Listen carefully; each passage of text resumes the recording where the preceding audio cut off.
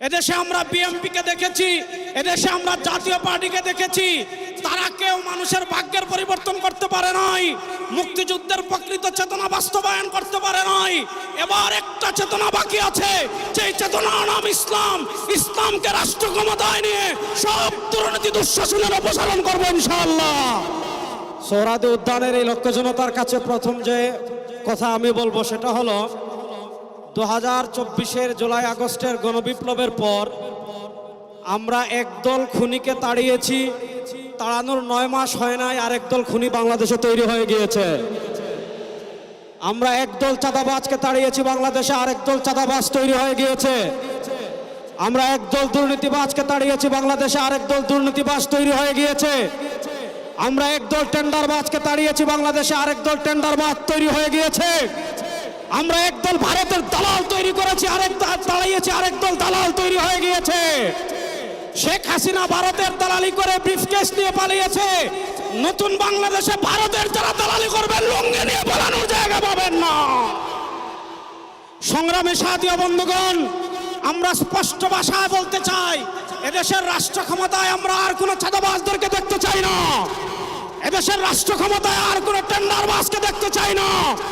এদেশের রাষ্ট্র ক্ষমতায় আর কোনো ভারতের দালালকে দেখতে চাই না। ইসলামকে রাষ্ট্র ক্ষমতায় নেওয়ার জন্য প্রস্তুত আছেন না ইনশাআল্লাহ?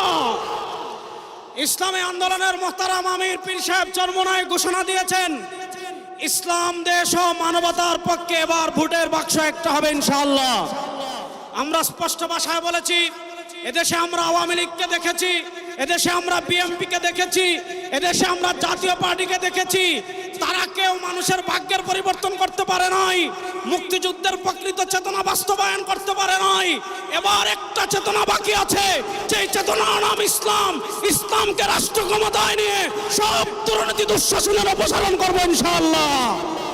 সর্বশেষ একটা কথা বলে আমি আমার বক্তব্য শেষ করব।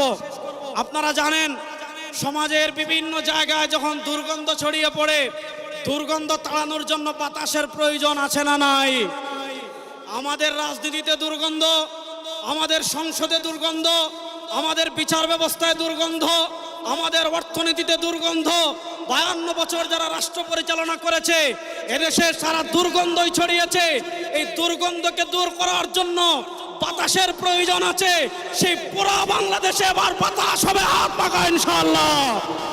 সেই হাত পাখার বাতাস ছড়িয়ে দেওয়ার জন্য প্রস্তুত আছেন না নাই? আরে ভাই, আমাদের কোনো মার্কা আছে? ইসলামের পক্ষের কোনো মার্কা আছে?